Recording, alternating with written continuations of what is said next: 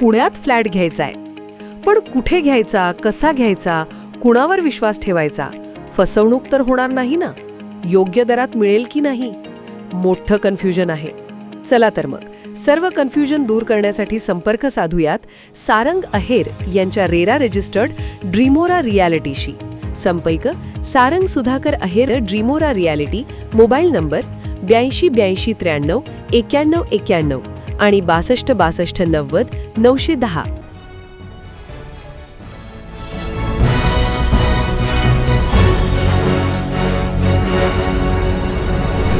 आपण पाहत आहात BCCN न्यूज.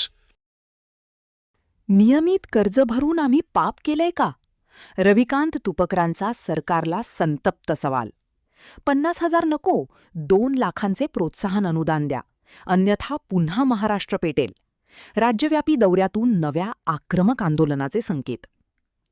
संपूर्ण कर्जमुक्तीसाठी अन्नत्याग आंदोलन, विधान भवनावर धडक, मंत्रालयासमोर झाडावर चढून सरकारला दिलेला इशारा आणि त्यानंतर मुख्यमंत्र्यांसोबत झालेल्या निर्णायक बैठकीनंतरही शेतकऱ्यांचे प्रश्न कायम असल्याचा आरोप करत शेतकरी नेते रविकांत तुपकर पुन्हा एकदा आक्रमक झाले आहेत.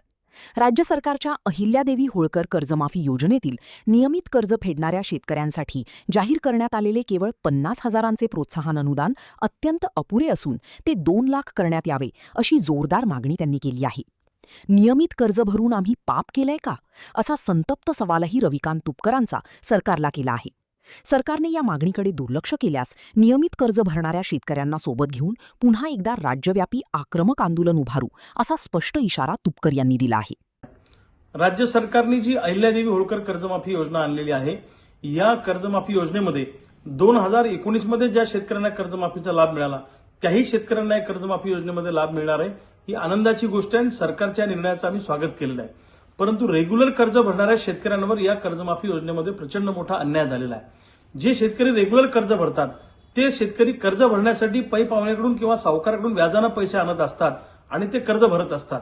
त्यामुळे रेग्युलर कर्ज भरणाऱ्यांचा हा गुन्हा आहे का रेग्युलर कर्ज भरणं? त्यामुळे रेग्युलर कर्ज भरणाऱ्यांना सरकारने जे 50,000 रुपयाचं अनुदान डिक्लेअर केलंय हे अनुदान खूप कमी आहे. त्यामुळे रेग्युलर कर्ज भरणाऱ्या शेतकऱ्यांना सुद्धा या 2 लाखाच्या कर्जमाफीचा लाभ द्यावा, त्यांना 2 लाख रुपये प्रोत्साहनपर अनुदान द्यावं अशी आम्हा शेतकऱ्यांची मागणी आहे. रेग्युलर कर्ज भरणाऱ्या शेतकऱ्यांमध्ये प्रचंड असंतोषाची भावना महाराष्ट्रभर आहे. त्यामुळे सरकारला आमची विनंती आहे की नियमित कर्ज भरणाऱ्या शेतकऱ्यांना 2 लाख रुपयाचं अनुदान सरकारने तातडीनं द्यावं. दुसऱ्या बाजूला तिन्ही कर्जमाफीतून जे लोक सुटलेले आहेत त्या सगळ्या लोकांना या कर्जमाफीचा लाभ देण्यात यावा ही आमची दुसरी मागणी आहे. आणि कागदपत्रांच्या चुकीमुळे, तांत्रिक त्रुटीमुळे जे शेतकरी कर्जमाफीपासून वंचित राहिले त्यांनाही या कर्जमाफीमध्ये लाभ देण्यात यावा. या 3 मागण्या सरकारला आमच्या आहेत. सरकारनं वेळीच तातडीनं रेग्युलर कर्ज भरणाऱ्यांची आणि तिन्ही कर्जमाफीतून सुटलेल्या लोकांची दखल घेतली नाही किंवा त्यांना कर्जमाफीमध्ये समाविष्ट केलं नाही तर रेग्युलर कर्ज भरणाऱ्या सगळ्या शेतकऱ्यांना घेऊन महाराष्ट्रभर प्रचंड मोठं आंदोलन येणाऱ्या काळामध्ये उभं राहणार आहे. आम्ही सगळ्या शेतकरी नेत्यांशी बोलतोय. सरकारला जर का या आंदोलनाला सामोरं जायचं नसेल किंवा शेतकऱ्यांच्या असंतोषाला सामोरं जायचं नसेल तर तातडीनं रेग्युलर कर्ज भरणाऱ्या शेतकऱ्यांचा विचार करावा आणि कर्जमाफी योजनेतल्या पुन्हा 2 अटी काढून त्यांना 2 लाख रुपयाचा लाभ द्यावा अशी सरकारकडे आमची मागणी आहे.